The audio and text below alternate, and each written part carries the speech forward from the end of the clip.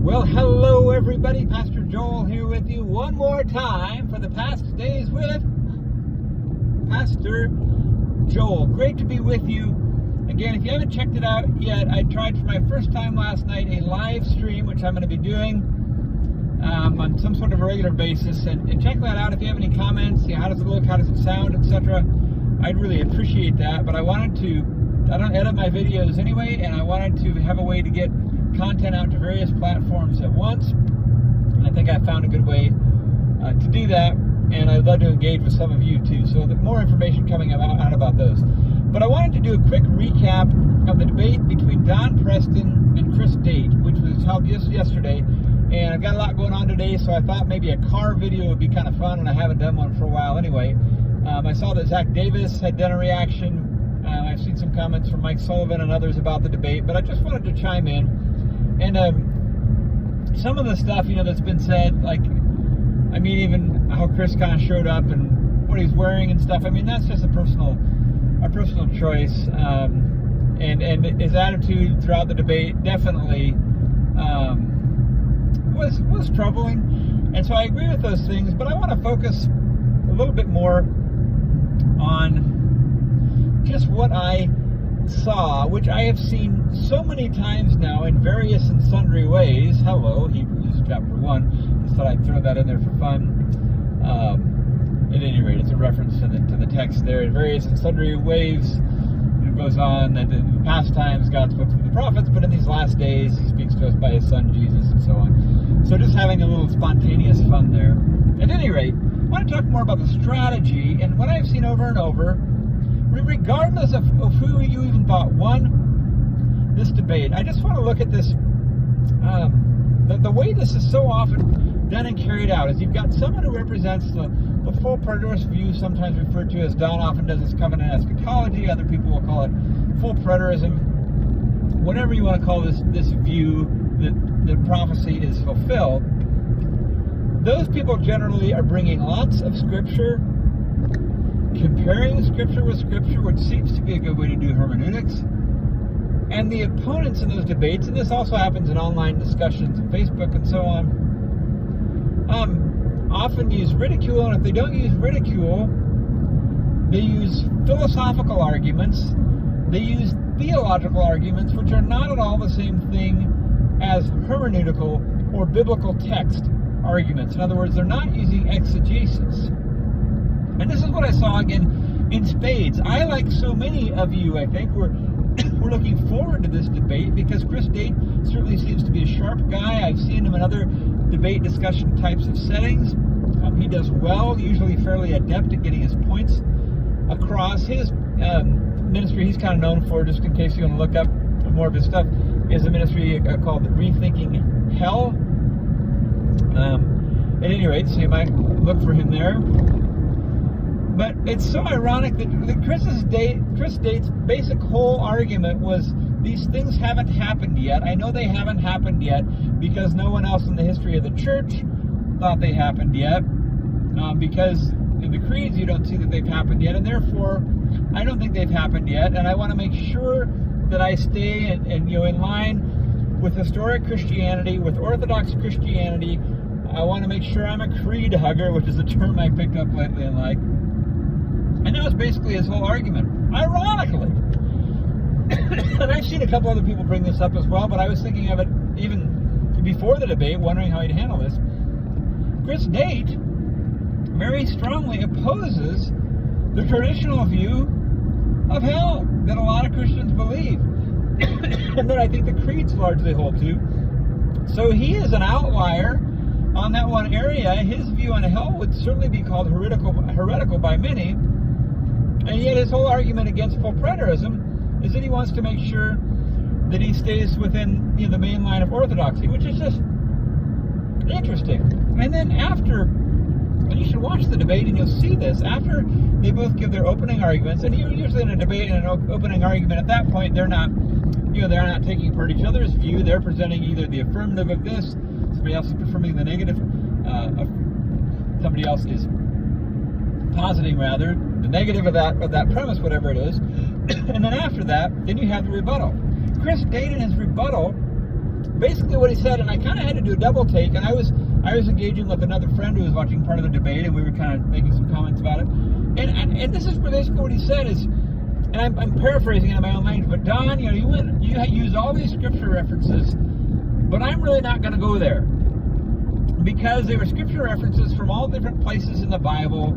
They were a little bit hard for me to follow, so I'm not going to go there. Instead, I'm going to basically say what I already said. I'm going to make these philosophical, theological arguments, emotional arguments, and that's basically what, Chris Date, he could have done everything he did without Preston even being there. He basically came to the debate saying, this is the gift I'm bringing, and then throughout the debate, this is the same gift I have. I'm not even interested in what you might have over there, and this is what I brought to the party. It's what I sat with at the party all the time by myself, even though somebody else was talking about some other things, I guess, and I'm leaving with this very same thing that I had all through the party.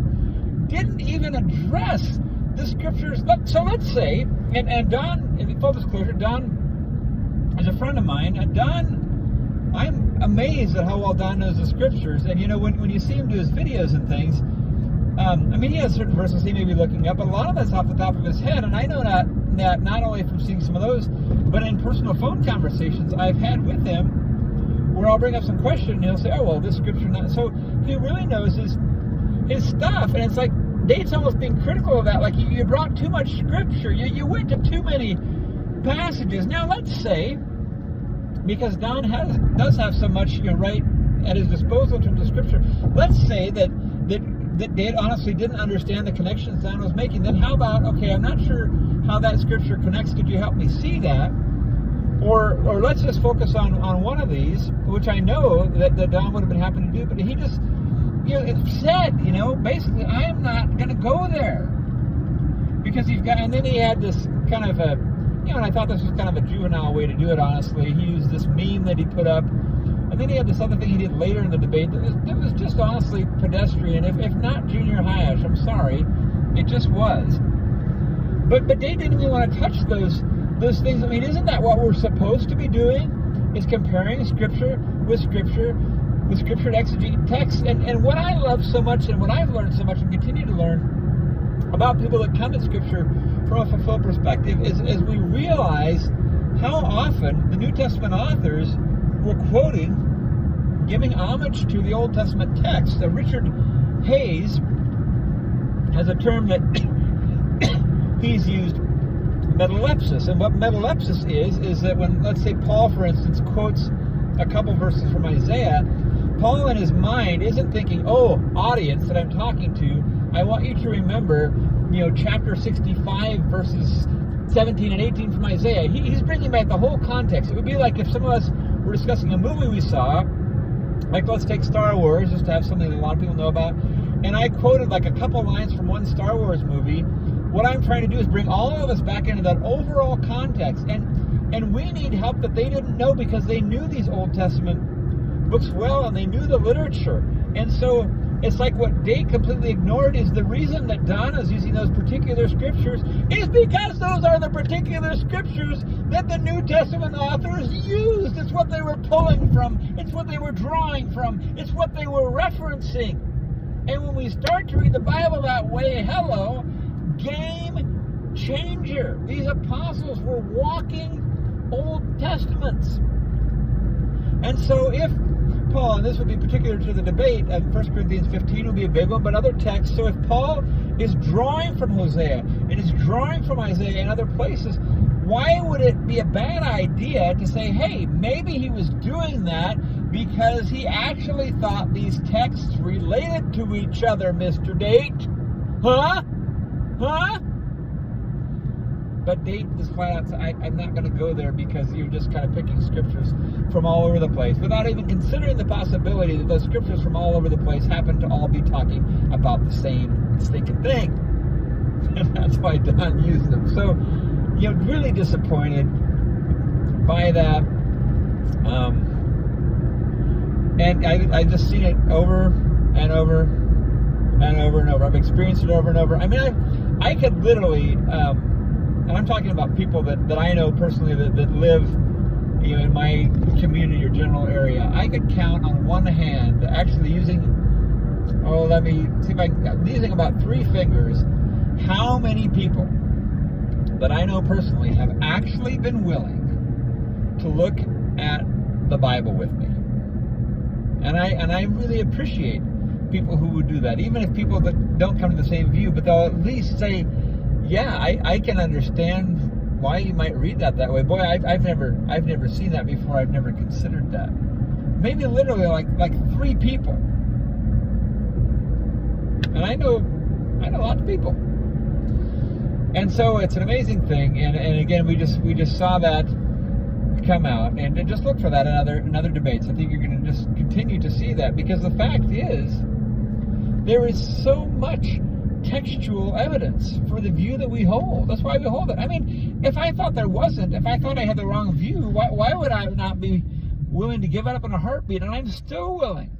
Can someone show me? Can someone show us why these texts are wrong? Can someone explain to us? And this was another thing that Dave did that he acknowledged, is that he places the nature before the timing. So even though the timing says things like soon, quickly at hand, the judge is right at the door or whatever, he knows it can't mean that, because that would alter his nature. Well, it doesn't work that way, folks.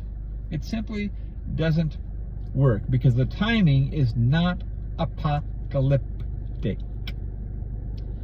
And I think I'll leave this video there for now. Again, if you haven't subscribed yet, please do. Please like this channel. We're almost up to 500 viewers, and I haven't even been putting out really regular content. I'm super excited for the future, not just for this channel personally, but because there's so much good content coming out. Let me just mention one other thing, because this is cool and I want you to check it out. There's a podcast called There's No Place Like Home. I just learned about it a few days ago because my friend John Paul Miles, who wrote a book that you might want to get to called On Time, Re-examining the Second Coming of Jesus. The title is something very close to that. If you look up John Paul Miles On Time, you'll find it.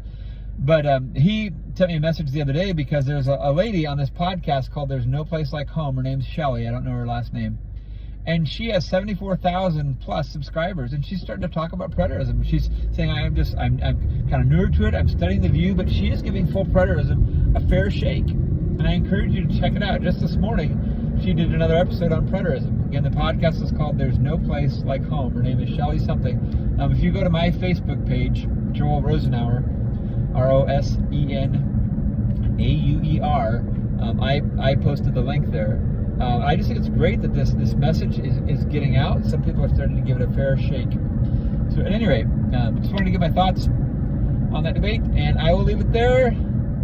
Appreciate all of you. Bye for now.